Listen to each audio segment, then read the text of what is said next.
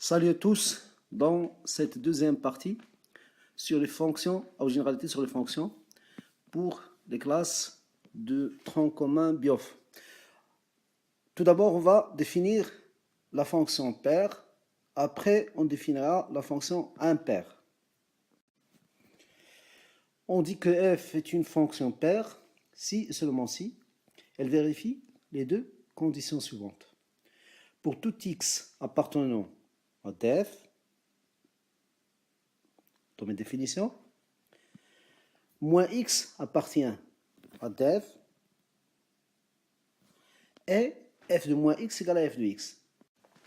Donc pour une fonction paire, deux nombres opposés, c'est-à-dire moins x et x, ont la même image. F de moins x égale à f de x. Donc c'est la définition de la fonction paire. On passe aux exemples. Le premier exemple, c'est un exemple classique, c'est la fonction f définie par f de x égale à x carré. Cette fonction est une fonction paire. Pour le démontrer, on doit tout d'abord déterminer le domaine de définition. On a df, domaine de définition, et l'ensemble R, car f est un polynôme, c'est une fonction polynôme. On passe maintenant à vérifier les deux conditions. La première condition, pour tout x appartenant à df, c'est-à-dire pour tout x appartenant à R, moins x appartient à df, c'est-à-dire moins x appartient à R. Et ceci est absolument évident. Quand x appartient à R, son opposé, bien sûr, moins x appartient à R. Pour tout x appartenant à R, moins x appartient à R, on passe à la deuxième condition. On va démontrer que f de moins x égale à f de x. Donc comment, en général, traiter cette question, c'est-à-dire comment démontrer que f de moins x égale à f de x. Bon, tout d'abord, on a f de x, l'image de x par f, c'est x carré. Donc pour calculer f de moins x, il suffit de remplacer x par moins x dans l'expression de la fonction. Donc, f de moins x égale à moins x entre parenthèses au carré. Moins x au carré, bien sûr le moins va disparaître, ça donne x carré. Moins x fois moins x, c'est x au carré. Donc on trouve l'expression de la fonction, c'est-à-dire que f de moins x égale à f de x. Donc, f de moins x égale à f de x.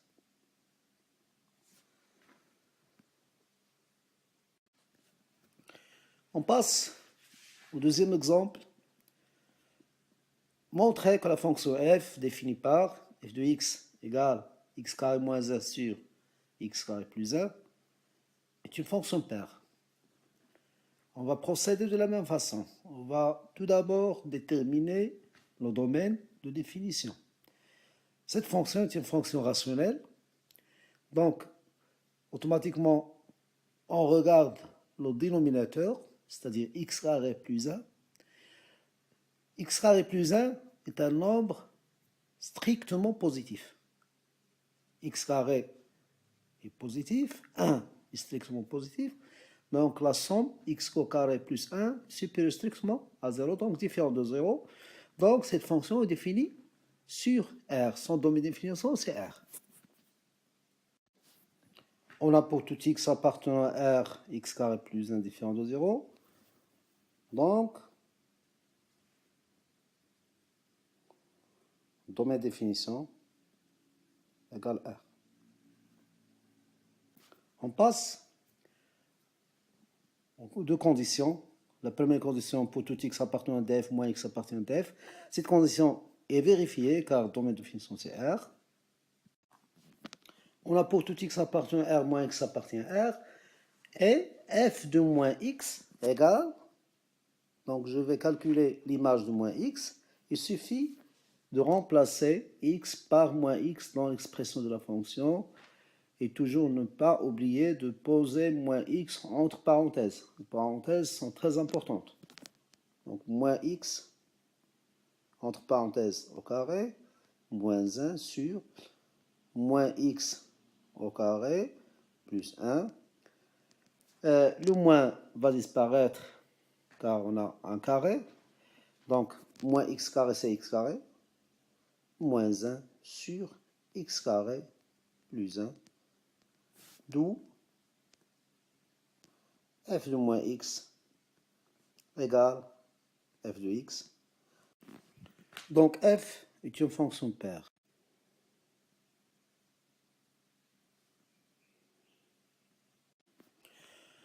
On va maintenant parler de la courbe d'une fonction paire. Si f est une fonction paire, alors sa courbe est symétrique par rapport à l'axe des ordonnées. L'axe x égale à 0, c'est-à-dire l'axe des ordonnées.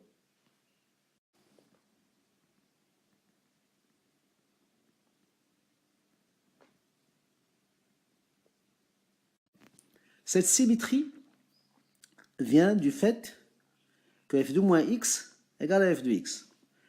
Donc, quand je prends par exemple un nombre x, ici,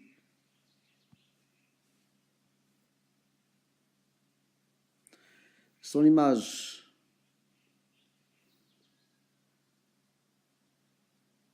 sera ici, de x. L'opposé de x, c'est de l'autre côté, ici. Ils sont à la même distance de 0. L'image de moins x, pardon,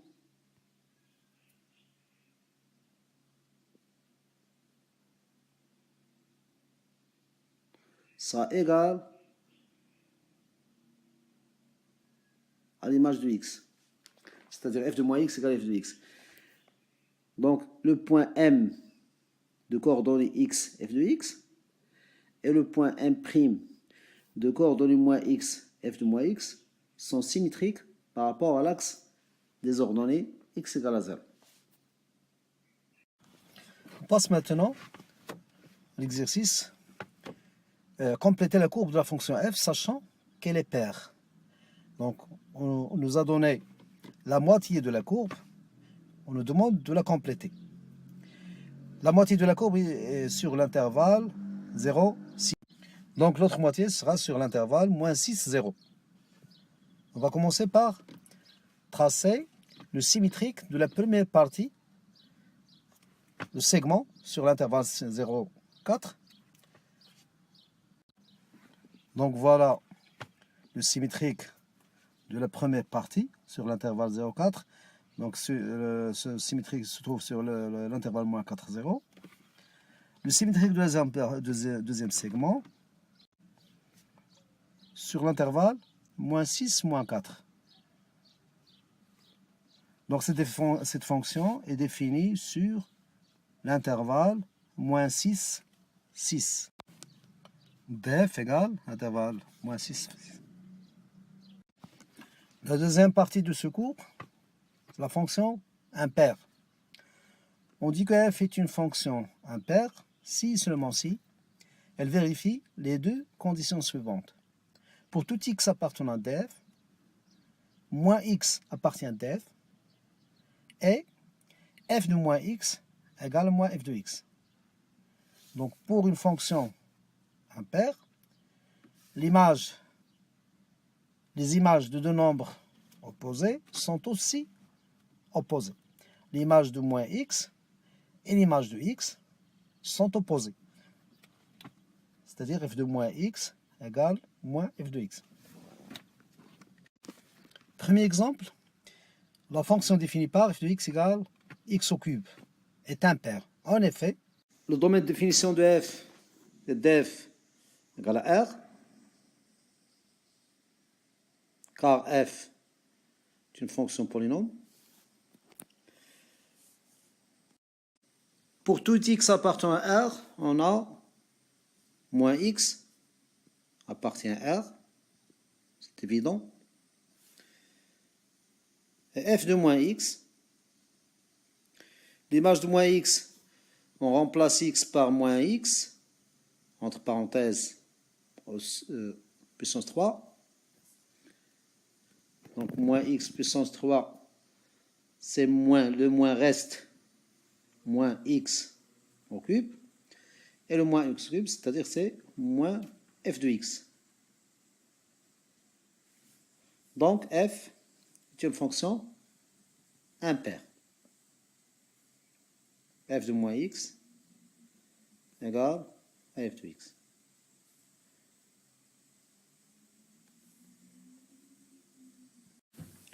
Le deuxième exemple, montrer que la fonction f définie par f de x égale 2x sur x carré moins 1 est impaire. Tout d'abord, on va déterminer le domaine de définition de la fonction. F est défini si x carré moins 1 est différent de 1. Dénominateur non nul. C'est-à-dire x carré est différent de 1. C'est-à-dire x différent de 1 et x différent de moins 1.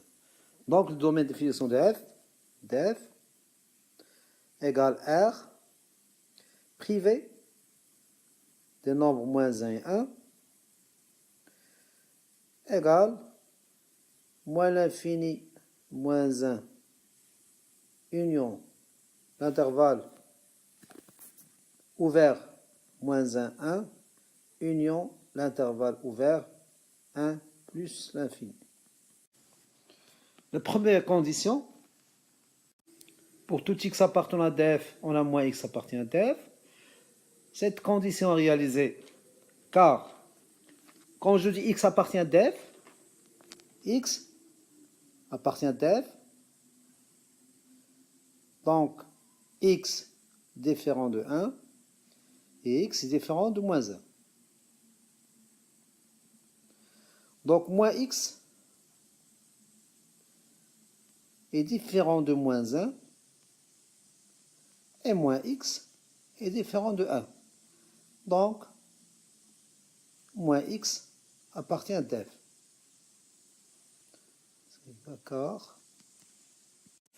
La deuxième condition, pour tout x appartenant à df, f de moins x, je remplace x par moins x dans l'expression de la fonction. 2 multiplié par moins x sur moins x entre parenthèses au carré moins 1. Ici, j'insiste sur le fait de poser moins x entre parenthèses lorsqu'on va le remplacer dans l'expression de la fonction. 2 fois moins x, c'est moins 2x. Sur moins x au carré, le moins disparaît. Donc x carré moins 1. Donc, f de moins x est bien égal à moins f de x. Donc f est une fonction impaire. Maintenant, on va parler de la courbe d'une fonction impaire. Pour les fonctions impaires, toute fonction impaire, sa courbe est symétrique par rapport à l'origine O du repère.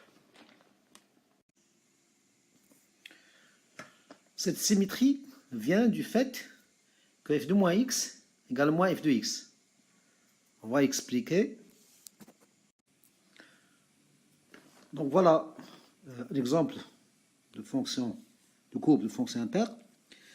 La courbe de la fonction impaire est constituée de deux parties symétriques par rapport à O. Quand je prends un point M dans cette partie M d'abscisse x et d'ordonnée f de x, et quand je prends son symétrique par rapport à O, a pour abscisse moins x,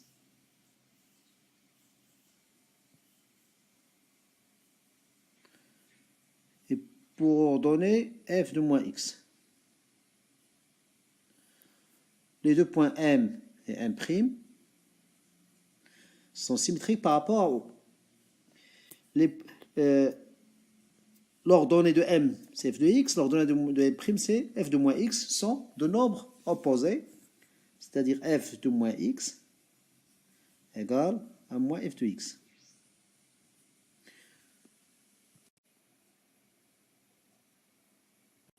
On passe maintenant à un exercice. Compléter la courbe de la fonction f, sachant qu'elle est impaire. On donne dans cet exercice la moitié de la courbe sur l'intervalle 0,5. Cette moitié de courbe est constituée de 3 parties. On va donc compléter la courbe dans l'intervalle moins 5, 0.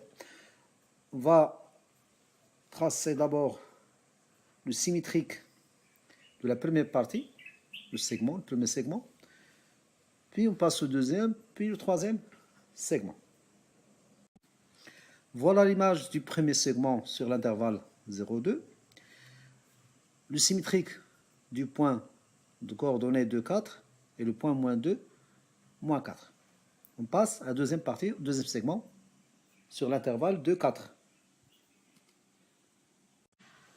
La deuxième partie, sur l'intervalle moins 4, moins 2. Et enfin, la troisième partie, le troisième segment. Et enfin, on trouve la dernière partie. Et on a tracé toute la courbe de la fonction. Cette fonction est définie sur l'intervalle moins 5, 5. À la fin de ce cours, je vais donner quelques remarques. La première remarque, dire que f n'est pas pair ne signifie pas que f est impair inversement. Donc la négation de f est pair, c'est pas f est impair. Donc je peux trouver une fonction qui n'est pas pair ni impair. La plupart des fonctions sont ni paires ni impaires. Je vais donner un exemple. La fonction f de x égale à x puissance 3 plus x au carré est une fonction qui n'est ni paire ni impaire. Car f de moins x égale moins x le tout puissance 3 plus moins x au carré égale moins x au cube plus x carré.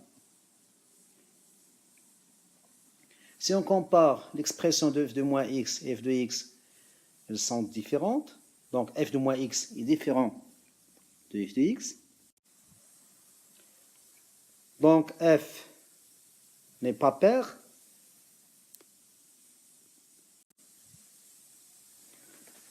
On a aussi f de moins x est différent de moins f de x. On va calculer moins f de x.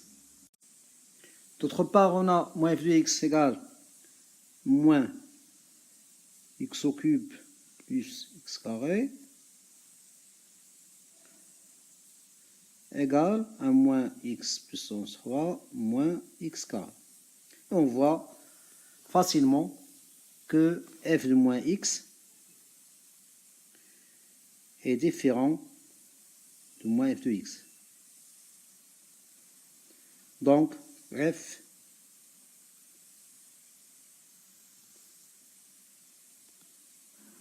n'est pas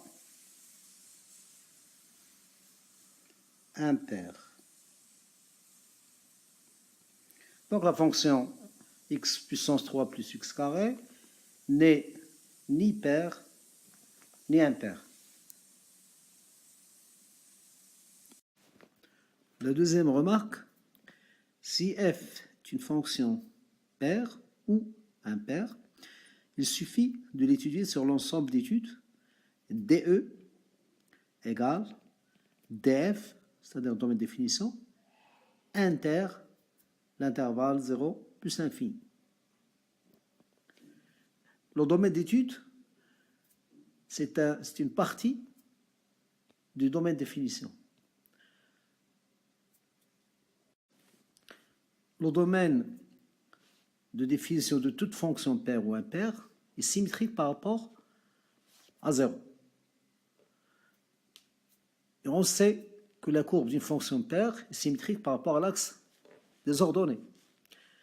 La courbe d'une fonction impaire est symétrique par rapport à l'origine O du repère. De là vient l'idée de réduire l'étude de la fonction sur def. On la réduit à un intervalle ou bien un ensemble plus petit qu'on appelle l'ensemble d'études.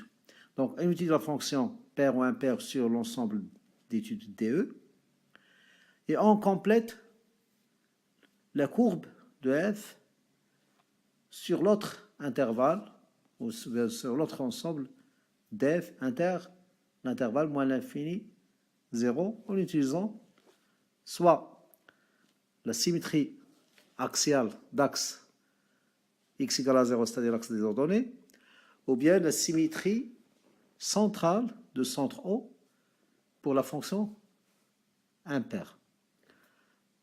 On verra des exemples dans un cours prochain sur l'étude des fonctions. Je vais expliquer nos exemples. Le premier exemple, la fonction f de x égale à x carré. Le domaine de définition, c'est R.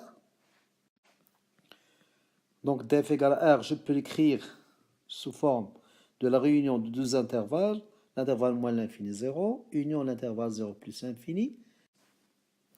Vous remarquez que ces deux intervalles sont symétriques par rapport à 0. L'intervalle moins l'infini 0 est le symétrique de l'intervalle 0 plus infini par rapport à 0. Donc l'ensemble d'études de cette fonction, si une fonction paire, son ensemble d'études sera l'intervalle 0 plus l'infini. On passe à notre exemple. La fonction f de x égale 2x sur x carré moins 1 est une fonction impaire, on l'a déjà démontré dans cette vidéo. Le domaine de définition, df égale moins l'infini moins 1, union l'intervalle moins 1, 1, union l'intervalle 1 plus infini, trois intervalles ouverts. Cet ensemble est symétrique par rapport à 0. Le domaine d'étude donc sera la partie inclue dans 0 plus infini, c'est-à-dire domaine d'étude, c'est l'ensemble 0, 1, union l'intervalle 1 plus infini. Sur la droite réelle, vous voyez bien la symétrie du domaine de définition. Donc moins l'infini moins 1, union moins 1, 1, union 1 plus infini. Les deux intervalles symétriques, ce sont l'intervalle moins 1, 0 sont symétriques, c'est l'intervalle 0, 1. L'intervalle moins l'infini moins 1 a pour symétrique l'intervalle 1 plus l'infini. Donc la symétrie par rapport à 0 nous montre que le domaine d'étude sera bien sûr l'intervalle 0 plus l'infini 0,1, pardon, 0,1, union 1 plus l'infini.